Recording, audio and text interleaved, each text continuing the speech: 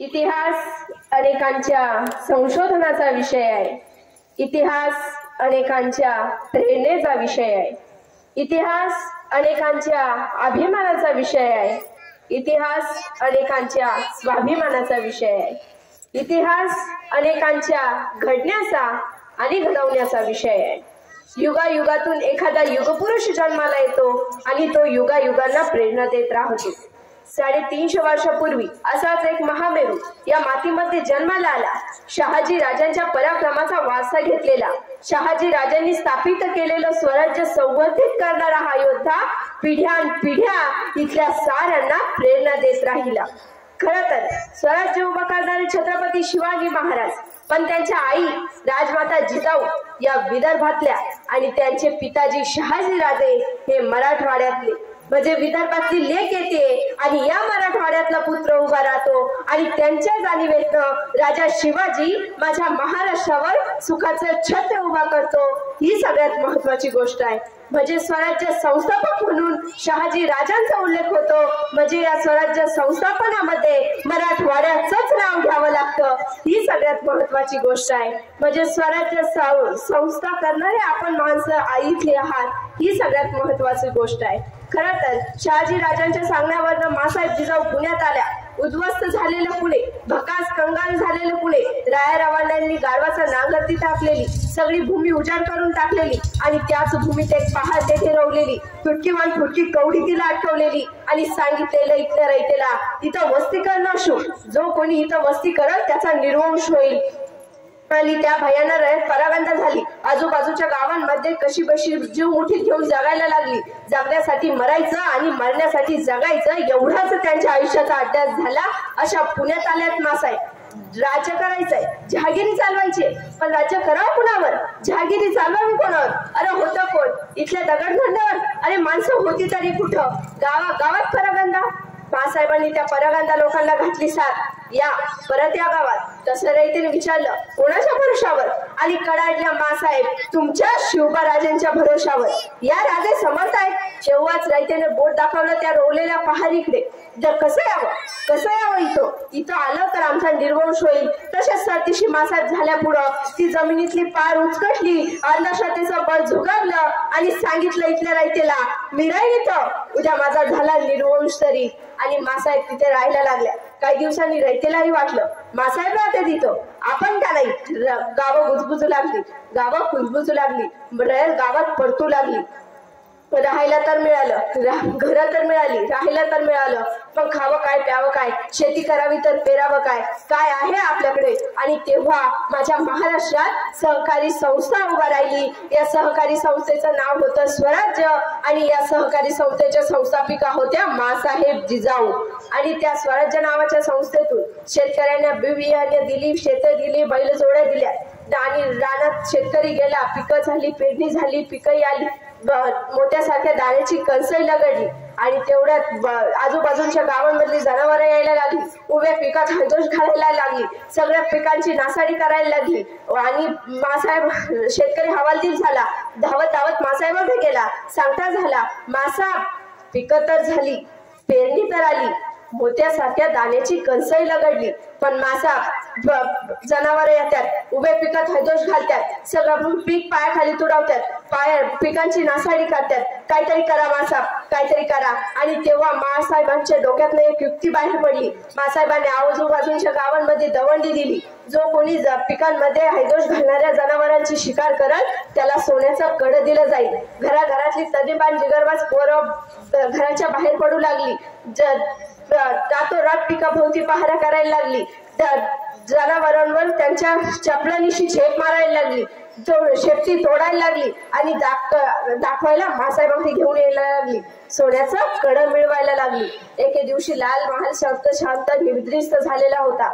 मासाहेब झोपलेल्या होत्या, तेवढ्या 5-6 पोरांचा घोळका ऐकू आला। तसा पारेकरी थोडा पुढे झाला, काय र मासाहेबच भेटायचं आहे का र? मासाहेबांनी दवंडी दिली ना, जो कोणी जनावरांची शिकार करल त्याला सोन्याचं कड दिलं जाईल। हे काय जनावर घेऊनच आलोय की? तसा पारेकरी म्हणाला, अरे पण सकाळी आहे की, मासाहेब झोपल्या करता, नाही नाही मासाहेबांनी भेटल्या बिगर जाणार नाही. अरे याला का खुळाल्या का रातचं 1:30 वाजल्यात सकाळी की मासाहेब झोपल्यात आता. नाही नाही मासाहेबांनी भेटल्या बिगर जाणार नाही. तेवढ्यात गोळका ऐकून मासाहेब स्वतः जातीने येत्या झाल्या. मासाहेब काय गडबड रे. तसं त्यातलं एक त्यांनी बाण पोर पुढं झालं. मासाब मासाब मासाब तुम्ही दवंडी दिलती ना व जो कोणी जनावरांची शिकार करल त्याला सोन्याचं कडं दिलं जाईल. हे काय जनावर घेऊनच आलोय की. आणि मासाहेबांनी एकदा त्या जनावराकडं एकदा त्या पोराकडं बघितलं आणि विचारलं आणि काय रे सकाळी आला असता तर आम्ही काय तुला सोन्याचं कडं दिलं नसतं. तसं त्या पोरांनी मान खाली घातली. त्याच्या डोळ्यातलं गळगळ गळगळ अश्रू ओघळायला लागले. आलेलं हुंका दाबत ते पोर मासाहेबांनी म्हणालं मासाब सोन्याचं कडं मिळावं म्हणून नाही आलो मासाब. मासाब तुमच्या कौतुकाची थाप माय पाठीवर पडावी म्हणून आलो मासाब. तुमच्या कौतुकाची थाप पाठीवर पडली ना की दातीचं बळ येतं. सोन्याचं कडं नको मासाब. मासाब तुमच्या कौतुकाची थाप माय पाठीवर पडू द्या म्हणून आलो मासाब. तशा त्या मासाहेब थोड्या पुढं झाल्या. त्या पोराचे डोळे पुसले आणि त्याला विचारलं नाव काय रे तुझं. तसं ते पोर म्हणालं तान्हा तान्हाजी मालुसरा उंबरेड गावचा जी. आणि हाच तान्हा पुढे त्याच्या पोराचं रायबाचं लग्नाची पत्रिका घेऊन मासाहेबांकडे आला. राजा पोराचं लगीन काढलंय. तशा राजांची नजर मात्र कोणाल्यावर आणि कोणाल्याकडे पाहता पाहता राजे तानाजी म्हणाले ताना कोणाला घ्यायचा म्हणे आहे रे. तसं सर दिवशी उठला तानाजी हातातल्या पत्रिका फेकल्या. राजा आधी लगीन कोणाल्याचं मग रायबाचं आणि रायबाचं लग्न टाकून तानाजी कोंढाण्याचं लग्न करायला गेला. गेला गेला गेला असा गेला की रायबाचं लग्न करायला परत आलाच नाही. मला राऊंड राऊंड प्रश्न पडतो त्या तानाजीच्या जागी आजचा तानाजी असता तर नाही त्याला पोराचं लगीन काढावा. पत्रिका द्यायला तो महाराजांकडे जावा आणि महाराजाने म्हणावा ताना कोंढाने घ्यायचा म्हणे आहे रे. सर दिवशी उठला असता तानाजी बोलतं करायचं पोराचं लगीन काढलं हो देखील लगीन साड्या पाहिजे परत. अहो बरं काय नाहीतर त्या पन्हाळ्याच्या वाड्यातनं राजे निसटले. सोबत चितोजी निंबाळकर बाजीप्रभू देशपांडे महाराज पावनखिंडीत आले. तेवढ्यात वार्ता मिळाली शत्रू पाटलागावर आहे. महाराजांनी बाजीप्रभूला सांगितलं बाजी खिंड तुम्ही लढवा. काय मोजक्या जामुनीशी आम्ही पुढे विशाळगडाकडे जातो. बाजी खिंड तुम्ही लढवा. तर सगळी जबाबदारी बाजीवर. मग तेव्हा बाजी असं नाही म्हटले महाराज सकाळपासून अंगात जरा कणकणच आहे. पाय दुसरं कोण धावतंय का परत आहेच की. शिर तुटलं पण बाजीचं धड तलवार फिरवत राहिलं. जबाबदारी पाळणं याला म्हणतात. हल्ली आमच्याकडे जबाबदारी टाळणं याच्याशिवाय दुसरा उद्योग नाही. अहो बघा ना या देशाच्या लोकशाहीनं आम्हाला 18 वर्षानंतर मतदानाचा मूलभूत अधिकार दिला. आमची जबाबदारी आहे चांगली माणसं सत्तेत यावी यासाठी मतदान करावं. जबाबदारी आमची. किती टक्के जबाबदारी पार पाडतो. किती टक्के मतदान होतं आमच्याकडे 20%, 30%, 40%, 45%, 55%, अगदीच डॉक्टरांना पाणी 60%. म्हणजे 40% लोक मतदानच करत नाही. मग त्यातलाच एका तो उठतो देश भरकटलाय भ्रष्टाचार वाढलाय असं झालंय तसं झालं. तुला तुझी मतदानाची जबाबदारी पाळते तर तू काय सांगतो. तुला बोलायचा अधिकार नाही अजिबात. या देशात ज्या दिवशी माझ्या देशात 100% मतदान होईल त्या दिवशी एकही चुकीचा माणूस सत्तेत आलेला नसेल. एकही. आमची जबाबदारी आहे मतदान करायचं. आजकाल आमची पोरं असतात टू व्हीलरवर गाडीवर बाईकवर संकट रस्त्याने चाललेले असतात. भयान स्पीड. अचानक पुढे बोर्ड लागतो नो एंट्री. आता बोर्ड लागला नो एंट्री प्रवेश निषिद्ध या रस्त्याला नका जाऊ तरी मागचं पुढचं म्हणतो घाल की त्याला काय होतंय ते घालतो नो एंट्री गाड्यात. मग ते हवालदारही होतो पावती भाडा. मग तो मागचं म्हणतो ओ साहेब घ्या ना भेटून. नाही 200ची पावती भाडा. ओ साहेब घ्या ना भेटून. नाही पावती भाडा. मग यांचं कसं मिटवलं जातं. मग गाडी जरा तिथनं पुढे येते आणि गाडी जरा पुढे आली की मग मागचा पुढच्याला म्हणतो भ्रष्टाचार नाहीच वाढलाय नाही. आता हवालदार काय तुझ्या घरी आलता का. तो बिचारा निमूटपणे त्याची ड्युटी करतोय त्यालाही कामाला लावला. अहो तो जापानी माणूस कधी केळाची साले जमिनीवर टाकत नाही. तो म्हणतो मातृभूमी आहे माझी आई आहे माझी हिच्या अंगावर केळाची साल टाकायची हिचा अपमान केल्यासारखा नाही का. केळाची साल टाकत नाही तो जमिनीवर थुंकायचं लांबच. आमच्याकडे जेथे बोर्ड येथे थुंकू नका तेथेच रंग जास्त. अहो गेल्या उन्हाळ्यात काही लोकांनी पाणपोळ्या काढल्या. पाणपोळीवर ग्लास ठेवला पण ग्लास सुद्धा साखळी बांधून ठेवला का. गॅरंटी नाही माणूस पाणी पिऊन तो ग्लास ठेवेल का. अरे काय प्रकार आहे. अहो शिवाजी महाराजांना पन्हाळा घ्यायचा आहे पण पन्हाळ्यावर दुश्मन आहे 36,000 आणि महाराजांची सगळी फौज गोळा केली तर भरेल कशी वर्षी अवघी 7,000-7,500. महाराजांनी बैठक बोलावली आणि दत्त, मोरोपंत, प्रल्हादपंत, बाळाजी, आवजी, तानाजी, येसाजी, कोंडाजी, कर्तोजी सगळे समोर. आणि महाराजांनी विचारलं, कोण जातो, कोण जातो, कोण घेतो पन्हाळा? तर अहो सगळी छोटी चूक. दुसऱ्यांच्या मतदारसंघात जाऊन निवडून येणं सोपं आहे का? 36,000 दुश्मन आहेत तिथं. महाराजांनी परत विचारलं, कोण जातो, कोण जातो, कोण घेतो पन्हाळा? कसं उठून उभा राहिला कोंडाजी? राजा, म्या जातो, म्या घेतो पन्हाळा. भले पंडित शपाश, कोंडाजी घ्या घ्या घ्या, तुम्ही पन्हाळा घ्या. वा. आणि मग महाराजांनी विचारलं, पण कोंडाजी, पन्हाळ्यावर दुश्मन 36,000, तुमच्या सोबत किती फौज हवी, किती हवी फौज? तसा कोंडाजी म्हटला, द्या 50-60 मावळं. राजा म्हटले, 50-60 मावळं? कोंडाजी, 36,000 दुश्मन आहेत तिथं, 50-60 काय मागता? तसं कोंडाजी म्हटला, तसं काहीच नव्हतं मागणार, पण ते लईच विचित्र दिसलं असतं म्हणून म्हटलं द्या 50-60 मावळं. अरे काय माणूस आहे, एकटा जायला तयार, एकटा जबाबदारी घ्यायला तयार, एकटा लढायला तयार आहे. नाहीतर आमच्याकडे सांगा की एखाद्याला, करतोच काय तेवढं? त्याला द्या की जोडीला. काय, मला तर गणितच कळत नाही. अहो ते आमच्याकडे मुलगी बघण्याचा एक सोहळा असतो. ते नवरा, मुलगा, त्याचे मित्र, घरातले सगळे ज्येष्ठ असे सगळे मिळून मुलगी बघायला जातात. मग ते मुलगी दाखवण्याचा कार्यक्रम चालू होतो. मग ती मुलगी दाखवली जाते. मग ते प्रश्न वगैरे विचारून होतात. मग ते पोहे, चहा, नाश्ता, पाणी मग सगळं आटपतं. आणि मग सगळं आटपत निघालं की मग कोणीतरी एखादा ज्येष्ठ म्हणतो, आता नवऱ्या मुलानं सांगा मुलगी कशी. आता नवऱ्या मुलावर पाळी आली की नवरा मुलगा शेजारच्या मित्राला कोपऱ्यानं ढुसलतो, तुला कशी काय वाटते? आणि त्याला काय करायचंय? तेवढी तरी जबाबदारी घे ना. काय जबाबदारी टाळण्याशिवाय उद्योग नाही. माझा कोंडाजी एकटा जायला तयार आहे, माझा कोंडाजी एकटा लढायला तयार आहे. तरी महाराजांनी त्याला 1,500ची फौज दिली. सोबत आनवजी दत्त सुद्धा दिली. आणि 6 मार्च 1673 रात्रीच्या 12:30 वाजता कोंडाजी पन्हाळ्याच्या पायथ्याला पोहोचला. रात्रीच्या 12:30 वाजता. आता महाराजांच्या सगळ्या लढाया रात्रीच्या, दिवसा हालचाल नाही.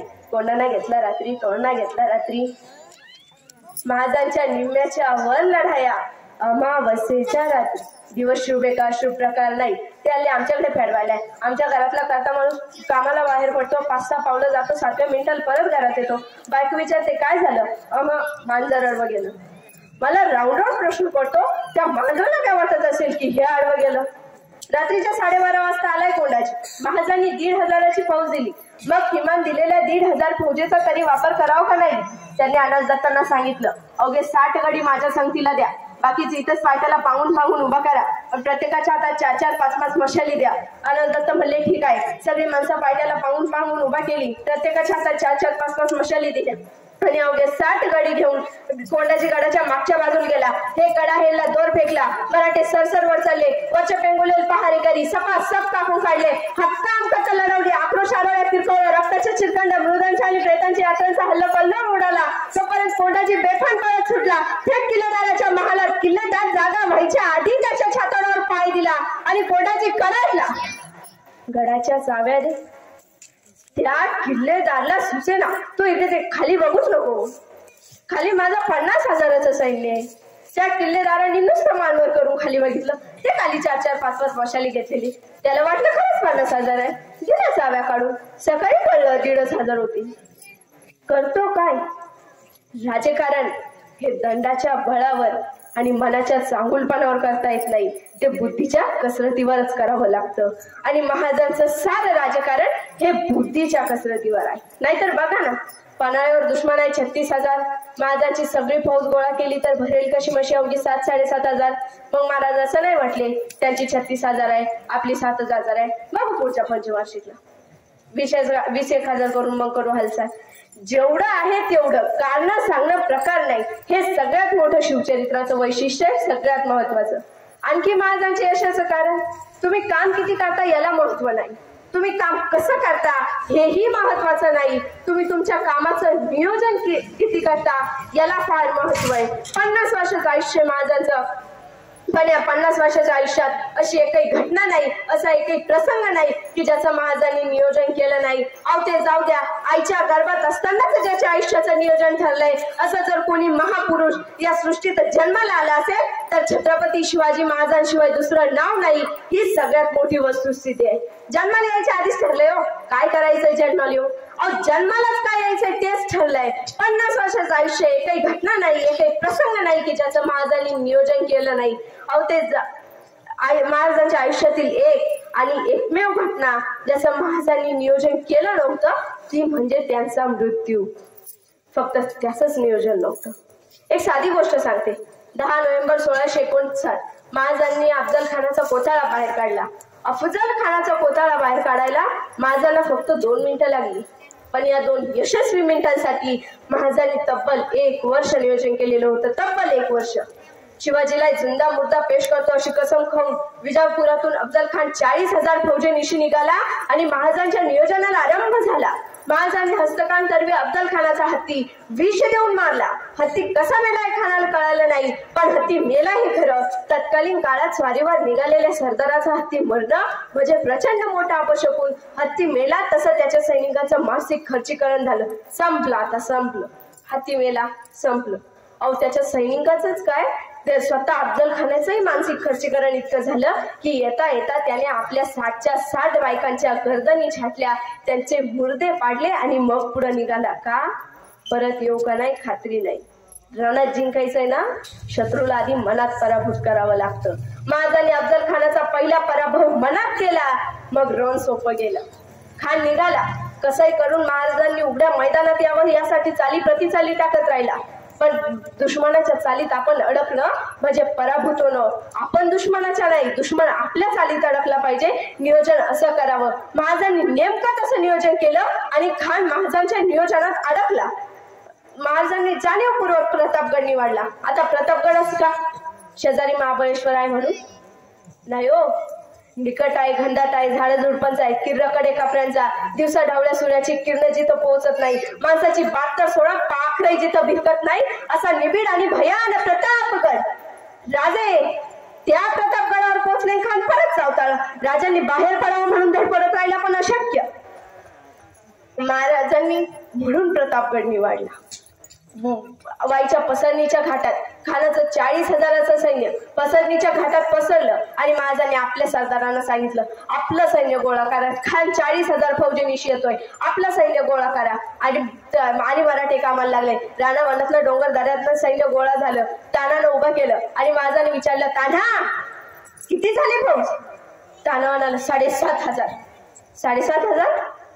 अरे खानाचे 40,000 आहेत. महाराज आपले एवढे, आपले याच्यापेक्षा नाही वाढू शकत. महाराज म्हणाले आपली 7,500. आपले वाढवता येत नाहीत. नाही ठीक, आपले वाढवता येत नाहीत ना, मग खानाचे कमी करायला शिका. आणि केले ना. वाईच्या पसरणीच्या घाटात खानाचं 40,000चं सैन्य पसरलं. काय करामत केली मराठ्यांनी.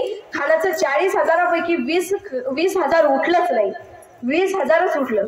निघालं पुढं प्रतापगडाच्या दिशेनं. आता प्रतापगडाच्या तोंडाशी रणतोंडीचा घाट. रणतोंडीचा इतका भयान तो घाट की तोंड रडल्याशिवाय तिथून पुढं सरकताच येत नाही, म्हणून रणतोंडीचा. आता त्या 20,000पैकी 15,000 कसं बसं तोंड रडवैलं करून अडकलं. पैकी 5,000 कसं बसं पुढं सरकलं. प्रतापगडाच्या पायथ्याला आलं आणि प्रतापगडाच्या पायथ्याला महाराजांचा खानाला निरोप मिळाला. अवघे भेटायची असेल तर अवघे 1,000 सोबत घेऊन येणे. 4,000 परत मागं ठेवली आणि 1,000च घेऊन खान पुढं सरकला. महाराज खानाला भेटले तेव्हा खानाबरोबर किती लोक होते? फक्त 4. खान किती घेऊन आला होता? 40,000. आपले वाढवता येत नाही ना, त्याचे कमी करा. आणि महाराजांची भेट झाली. आता महाराजांनी भेटीचा वक्त निवडला बरोबर 12:35. आता 12:35 का? तर सूर्य बरोबर माथ्यावर येतो. आता सूर्य माथ्यावरच का? तर राजे गडावरून निघाले की त्या सूर्याच्या त्या लख प्रकाशात खानाची छावणी हालचाल स्पष्ट दिसावी. पण खानाला जर राजांकडे बघायचं म्हटलं तर त्याच्या डोळ्यात सूर्याची किरण घुसावी, त्याला काहीही दिसू नये. म्हणून निवडल्या वेळ 12:35. राजे गडावरून निघाले. चालता चालता परत महाराज थबकले. आता सोबत कोण आहे महाराजांच्या? तानाजी, बाजी, यसाजी, कोंडाजी, चला सगळेच येऊ भेटून. नाही, महाराजांनी निवडला तो जीवा महाला. आता जीवा महालाच का? दाटपट्टा चालवतो. हो हो, पण तोच का? अहो समोर सय्यद बंड आहे ना, त्याच्याशी झुंजायचा तर हवा फक्त जीवा. सोबत घेतला संभाजी कावजी कोंढाळकर का? अहो हत्तीसारखा दिप्पाड आहे. हो पण तोच का? अफजल खान तसाच आहे. आखाड्यात पैलवान उतरायचे म्हटले तर एकाच गटाचे असावेत म्हणजे कुस्ती रंगते, म्हणून घेतलाय संभाजी कावजी कोंढाळकर. आणखी 8 अंगरक्षक घेतले आणि महाराज निघाले. चालता चालता परत महाराज थबकले. जीवाला म्हटले, जीवा कात्री आहे का रे? आता जीवाला प्रश्न पडला. अफजल खानाच्या भेटीला निघायला तलवार घेतलीच असेल की कात्री कशाला? महाराजांनी परत विचारलं, जीवा कात्री आहे का रे? आता जीवा नामिक समाजाचा तो म्हटला, हो आहे की. आमची दाढी बारीक कर, आमची दाढी बारीक कर, इतकी बारीक कर की अफजल खानाला हातात धरायची म्हटली की त्याच्या हातात आली नाही पाहिजे, इतकी बारीक. आता आमच्या भाषेत त्याला मायक्रो प्लॅनिंग म्हणतात, सूक्ष्म नियोजन. आपल्याला केस ओढला तर किती वेदना होतात हे आपल्याला कळतं. भेटीच्या वेळी जर अफजल खानाने दाढी ओढली आणि त्या आपल्याला वेदना झाल्या तर तो एक क्षण आपल्या मृत्यूचं कारण असू शकतो. म्हणून महाराज म्हटले, जीवा आमची दाढी बारीक कर, इतकी बारीक कर की भेटीच्या वेळी अफजल खानाच्या हाती आली नाही पाहिजे. 12:30 वाजता गड सोडलेले राजे खानाच्या छावणीच्या बाहेर दुपारी बरोबर 2 वाजता आले. तेवढ्यात खानाला वर्दी मिळाली, शिवाजी राजे येत आहेत. तसा खान उठून उभा राहिला. समोर पाहिलं, 5-5.5 फूट उंचीचे देखणे रुबाबदार राजे शिवाजी आज ते कदम येताना दिसले. अफजल खानाने वकिलाला विचारलं, ये हेच शिवाजी? वकिलाने मान डोलावली. खान 2 पावलं पुढे झाला. आज शिवाजी राजे आणि गळा भेटीसाठी राजे पुढे आले. खानाचे मिठीत गेले. खानाचे भाऊराजे महाराजांच्या पाठीवर पडले. दाब पडला, जोर वाढला, मी डावाळी गेली. राजा गुदमरले आणि त्याच वेळी खानाची कट्यार महाराजांच्या मस्तकावर अंगभडक निसरली. दगा जाणवलं, वाघ निघाली, खुपसली खानाच्या पोटात. दगा करत खान करडला, कोथळा बाहेर पडला. बेसावत राजांवर कृष्णाजी धावून आला. मस्तकावर वार झाला, राजे भिरकाडले आणि तेवढ्यात सय्यद बांडाच्या पट्ट्यानं महाराजांचं मस्तक उडवणार. तेवढ्यात जीवा महालाच्या पट्ट्यानं सय्यद बांडाच्या पट्ट्याचा हात वरच्यावर उडवला आणि इतिहास पुटपुटला. होता जीवा म्हणून वाचला शिवा. एक विचार करायचा इथं, जीवा महाला 1 सेकंद उशीर करतात, फार नाही 1 सेकंद उशीर करतात, तर जीवा महालांच्या दानपट्ट्यानं सय्यद बांडाचा दानपट्ट्याचा हात छाटायच्या ऐवजी सय्यद बांडाच्या दानपट्ट्यानं महाराजांचं मस्तक छाटलं गेलं असतं. आणि मग कळतं आम्हाला इथं महाराजांनी जीवा महालाच का घेतला, तोच का याचं उत्तर इथं आहे. दुसरा का कोण नाही घेतला, जीवा महालाच का? त्याचं कारण हे आहे. पुढे महाराजांनी 1 डिसेंबर 1659 पन्हाळ्यावर भगवा फडकवला आणि आसपासच्या तिथे स्वराज्य उभं राहिलं. आणि आसपासच्या गावांमध्ये चन्नीबांची गरबास पोरायलाही वाटलं स्वराज्य नाही, महाराजांना भेटायला जावं. अनेक मुलं महाराजांना भेटायला गेले. त्यातच एक होता शिवा काशीद. दिसायचा हुबहू राजांसारखा, विषाचा कट तोही राजांसारखा, दाढीचा कट तोही राजांसारखा, डोक्यात एकच नाद, जगावं तर वारगासारखं आणि लढावं तर शिवबासारखं, दुसरं सुचतच नव्हतं. आता आमच्याकडे माग तो पिक्चर आला आमिर खानचा गजनी. आमच्या पोरांच्या केसावर, डोक्यावरची केस गायब. आमच्या आजच्या पोरांचे आयडॉल आमिर खान, शाहरुख खान. माझ्या शिवा काशीचे आयकॉन होते छत्रपती शिवाजी महाराज. ते भेटायला गेले जानेवारी आणि त्या महाराजांना पन्हाळ्यात वेढा पडला. तर शिवा काशीदला महाराजांनी बोलावणं धाडलं. शिवा, तू आमच्यासारखा दिसतो असं आम्ही खूप ऐकून आहे. शिवा, आम्हाला तुला आज प्रत्यक्षात बघायचंय. तसा शिवा झपाट्यानं आत गेला. महाराजांचा वेश अंगावर परिधान केला, महाराजांचा टोप डोक्यावर चढवला आणि महाराजांसारखाच मिशाला पीळ मारीत महाराजांच्या सामने आला. राजा कसा दिसतो जी? आणि बघत राहिले राजे, शिवा शिवा. अरे आमचंच प्रतिबिंब आरशात पाहिल्याचा भास होतोय शिवा. तसं शिवा म्हणाला, राजा द्या किडा, जातो की, लढतो की, भिडतो की जाऊन त्या स्थितीला. तसं राजे सरदिशी पुढे झाले. शिवाला कडकडून मिठी मारली आणि राजांच्या डोळ्यातला एक अश्रूचा थेंब शिवाच्या पाठीवर पडला. अशी कौतुकाची थाप कधी कोणाच्या पाठीवर पडलीच नव्हती. ते भाग्य शिवाच्या वाट्याला आलं. तसे महाराज शिवा काशीत भेटायला गेला. तर सिद्धीला वार्ता मिळाली, शिवाजी राजे येत आहे. आज ते कदम राजे शिवाजी पालखीच्या खाली उतरले आणि तेवढ्यात दोन संशय डोळे रोखले गेले होते राजांवर. तसे ते दोन संशय डोळे फुटफुटले. ये शिवाजी नाही हो सकता.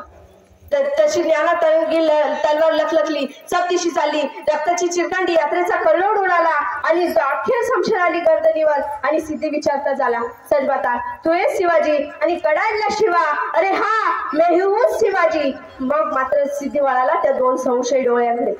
ते दोन संशय डोळे ते फाजल खानाचे, अफजल खानाचा मुलगा फाजल खान. सिद्धीने विचारलं, कैसे हो सकते हो, ये शिवाजी नहीं है? तसे फाजल खान म्हणाला, मैंने देखा है शिवाजी राजे को. अफजल खान भेटीच्या वेळी मी पाहिलंय शिवाजी राजेला. तेव्हा त्या झालेल्या झटापटीत महाराजांच्या मस्तकावर तलवारीचा वार झालाय. हे जर खरे शिवाजी तर त्यांच्या मस्तकावरती वाराची खून पाहिजे. आणि महाराज गेले. तसा सिद्धी झपाटल्यासारखा पुढे झाला. ज्ञानतंगी तलवार लखलखली. शिवाच्या डोक्यावरचा टोप मागा सरकला. मस्तकावर वाराची खूण नव्हती. शिवा सापडला. ज्ञानतंगी तलवार लखलखली, सब दिशी चालली. रक्ताची चिरकांडी यात्रेचा कल्लोळ उडाला आणि अखेर संशय आली गर्दनीवर. आणि सिद्धी विचारता झाला, मरने से पहले आखिरी बार पूछता हूँ, सच बता तू आहेस शिवाजी? आणि कडाडला शिवा, अरे जन्माला जरी शिवा काशीद म्हणून असलो तरी मरताना शिवाजी महाराज म्हणून मरतोय. हे भाग्य काय कमी आहे का? आणि तेव्हा शिवा काशीदच्या मानेवरनं तलवार लखलखली आणि तेव्हाच शिवा काशीद छाटला गेला आणि तिथेच शिवा काशीदचं मरण झालं. तुमच्या सानिध्यात आल्यावर मी स्वतःला एक राऊंड प्रश्न विचारते, जीवन कधी सुंदर होतं? ज्यावेळी एखादा काहीतरी आपल्याला वाटतं की आपण आयुष्यात काहीतरी चांगलं केलंय तेव्हा जीवन सुंदर होतं. आपल्याला बाहेर गेल्यावर कोणी विचारत नाही हो तुमच्या खात्यात बँक बॅलन्स किती आहे किंवा तुमच्याकडे पैसा किती, तुमची प्रॉपर्टी किती आहे. एक 60-65 या वयानंतर आपल्याला ठराविक दोनच प्रश्न विचारले जातात. एक, तब्येत कशी आहे, आणि दोन, मुलं काय करतात. आणि मला वाटतं की या दोनही प्रश्नांची उत्तरं जर दणदणीत द्यायची असतील की तब्येत एकदम भारी आहे आणि मुलगा तर माहिती आहे तुम्हाला काय करतो, तर त्याच्यासाठी मला वाटतं आता सुरुवात करावी लागेल. आता पेरावं लागेल की आज आपल्याला काय पेरायचंय आणि उद्या काय उगवायचंय. आताच्या पिढीला ते संस्कार द्यावे लागतील. आमच्या गावात एक पाटील साहेब म्हणून एक माणूस आहे, त्यांनी बंगला बांधला. आता बंगला बांधला, 3 थाळी बंगला बांधला. मग सगळ्या गावाला आमंत्रण जेवायला. आमच्या गावात एक महाराज होते. पोलीस पाटलांनी नजर फिरवली पण ते महाराज काय आले नाही. मग त्यांनी बोलावणं धाडलं. महाराज आले. त्यांनी पहिल्या मजल्यावर नेलं, दुसऱ्या मजल्यावर नेलं, तिसऱ्या मजल्यावर नेलं. तिसऱ्या मजल्यावर मोठ्या जगाचा नकाशा लागलेला होता. त्यांनी तो महाराज म्हटले, हे काय? म्हटले जगाचा नकाशा आहे. म्हणे यात काय? सगळे आहे. म्हटले म्हणे यात आपला भारत कुठे? म्हणे महाराज जगाचा नकाशा आहे, याच्यात हा भारत, हा छोटा, इथे हा भारत आहे. म्हणे आपला महाराष्ट्र? म्हणे महाराज जगाचा नकाशा आहे, इथे भारतच एवढा दिसतोय. महाराष्ट्र हा इथे छोटा, हा बिंदू, हा महाराष्ट्र आहे. म्हणे आपल्या यात संभाजीनगर कुठे आहे? म्हणे महाराज जगाचा नकाशा आहे, इथं आपला भारतच दिसायला, संभाजीनगर कुठून दिसायला लागले? इथे हा बिंदू दाखवलाय, म्हणे इथे संभाजीनगर आहे. म्हणे यात तुझं घर आणि गाडी कुठे? दाखव. म्हणे महाराज जगाचा नकाशा आहे, यात आपलं संभाजीनगरच दिसायला, माझं घर. आणि तेव्हा त्या महाराजांनी त्या पाटलाच्या पाठीवर हात थोपटला आणि म्हटले, बाळा तुझा बंगला, तुझी गाडी, तुझी प्रॉपर्टी या जगाच्या नकाशात दिसत नाही. जगाच्या नकाशात दिसतं ते फक्त तुमचं काम. ते पाटील साहेबांचा बंगला दिसतो का नाही मला माहित नाही, पण माझ्या राजाचं नाव मात्र या जगाच्या नकाशात नक्कीच दिसणार आहे आणि ते दिसतंय आणि पुढेही दिसत राहणार. आज आपण या कार्यक्रम ठेवला आणि या व्याख्यानातून, भाषणातून आता ते येऊन गेले सचिव, तर त्यांच्यातून आपण त्या भाषणातून त्यांनीही सांगितलं की पिढीतून आपण पिढ्यानपिढ्या या राजाचं कौतुक त्या पिढ्यानपिढ्या सांगत आहोत. आणि या भाषणातूनही आपली आपली मन चेतावीत, फुलावीत, ती भव्य व्हावीत, दिव्य व्हावीत असा अखंड प्रार्थना निर्माण करते आणि येथेच थांबते. एकदा राजाचा मोठ्याने जयघोष करायचा आहे. जयघोष इतक्या जोरात झाला पाहिजे की आवाज रायगडाच्या पायथ्याशी पोहोचला पाहिजे. मोठ्याने बोला, प्रौढ प्रताप पुरंदर क्षत्रिय कुलावतंस राजाधिराज श्री श्री श्री श्रीमंत छत्रपती शिवाजी महाराज की जय. जय भवानी, जय भवानी. Thank you.